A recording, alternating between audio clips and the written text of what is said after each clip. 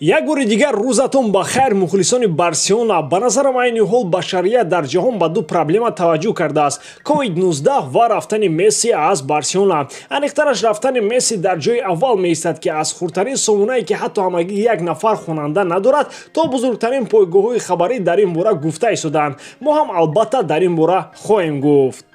Футболи калон баргашт. Аллакай 7 август шогирдони Гвардиола дар рақобат барои суперҷоми Англия зидди Лестер бозӣ мекунанд. Аввалин топ рақобати англисӣ дар ин мавсим. дӯстони мо аз 1x барои шавқовартар шудани он коэффициентҳои баланд пешниҳод мекунанд. болои ин дар ин бозӣ аксияи ставка без риска амал мекунад, яъне то $10 ставка монед ва агар чекатон сӯзад ҳам маблағ ба ҳисобатон бармегардад. Имкониятро аз даст надиҳед. Ссилкаи бозӣ дар комментарияи ин видео. Якчанд соат пеш конфронтсияи матбуотии президенти Барса Жоан Лапорта ба анҷом расид. Зимни ин нишаст Лапорта гуфт, ки бо иллати он ки тамоми даромади даста сарфи маоши бозингарон мешавад, мо имкони анҷоми корҳои бузургро надорем. қарзи даста аз он ки мо интизор будем зиёдтар шудааст. Ин албатта ба ферплей сахт вобастагӣ дорад. Бинобар ин мо имкони бастани шартномаи нав бо Мессиро надорем. Барое ки мо бо Месси қарордод имзо кунем, бояд манфиатҳои Барселонаро қурбон намоем. Аммо барои ман Барселона болотар аз ҳама кас ва чиз аст, ҳатто аз беҳтарин бозингари олам. Мо зиёд кӯшиш кардем ки Месси дар даста бимонад. мутаассифона нашуд. худи Месси ҳам зиёд мехост ки то охири карьераи футболии худ дар Барселона бимонад, аммо қоидаҳои мавҷудаи Ла Лига ба ин имкон намедиҳанд. мо сараввал барои 2 сол ва сипас барои 5 сол гуфтушин анҷом додем, аммо вазъият дар рӯзаи охир мураккаб шудан гирифт. мо қабултар аз бозингарони дигар хоҳиш кардем ки маоши худро паст кунанд ва чанде аз онҳо ба ин розӣ шуданд, аммо ин ҳам ҳалли масъала нашуд.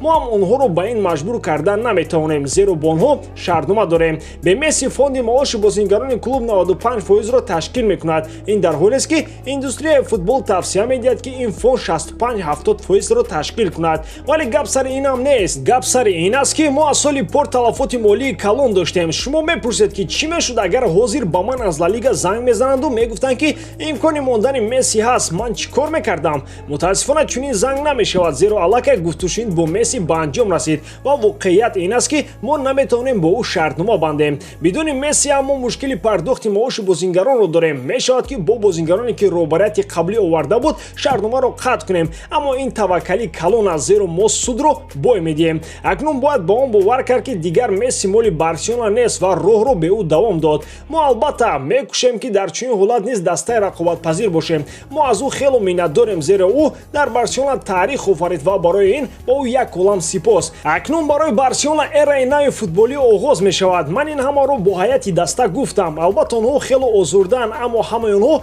профессионали кори худ ҳастанд ва хуб медонанд, ки акнун роҳи онҳо бе Месси идома хоҳад кард, гуфт Лапорта. дар ҳамин бастагӣ Лионел Месси ба дастаҳои MLS гузаштанӣ нест ва тасмим дорад, ки карьераи футболии худашро дар Аврупо идома диҳад. амрико бошад баъди 2 ё 3 сол. бар тибқи хабарҳои расида ПСЖ аллакай дар пай гуфтушин бо Месси мебошад ва шояд рӯзҳои наздик гузашти ӯ ба дастаи парижӣ амалӣ шавад. дар ҳамин бастагӣ Ман Сити аз харидории Месси даст кашидааст. ба назарам акнун қисса ё аниқтараш достони гӯё ҳеҷ вақт тамом намешудаи Месси ва Барселона ба поён расид. гуфт як шеъри тоҷикӣ: туро қисмат ба кӯи дигаре бурд, маро толеи дигар ҳамсафар шуд. акнун роҳи Месси ва Барселона аз ҳам ҷудо шуданд. дар ин гирӯдор на Месси, на Лапорта ва ҳатто на Тебас гунаҳгор нестанд. инҳо ҳама гирифтори вазъияти ба амаломада шуданд, ки он қоидан он дорад ва онро бояд риоя кард. Месси бошад ҳамчун бузургтарин бозингари ҳама давру замонҳо дар китоби таърихи Барселона исми худро бо ҳарфҳои зарин навишта кард. Лапорта бошад исми худро ҳамчун президенте, ки дар даврони ҳукмронияш бузургтарин бозингари олам аз даста рафт. ҳарчанд ки маҳз ӯ замони интихоботи президентӣ ваъда карда буд, ки тамоми чораҳоро меандешад то Месси дар Барселона бимонад. аммо воқеияти зиндагии мо шумо ана ҳамин аст, ки ҳаст. бояд аз ҷо хест ва ба шарафи бузургтарин бозингари сайёра каф кӯбид. ӯ хело кӯшиш кард, ки дар дастае, ки ӯро парвариш кард, бимонад, аммо тақдир набудааст. барои ҳама хизматҳое карда ба ӯ санову сипос. браво Месси, бравасимо Лео. аммо шумо дӯстон дар ҳама ҳолат Барселонаро дӯст доред ва ҳеҷ гоҳ рӯафтода нашавед. як рӯз не як рӯз ин чиз бояд рух медод. Барселона ҳамеша аз дил хоб бозингар боло меистад. бо шумо буд Муҳаммад Гаиров. хай дар паноҳи Аллоҳ.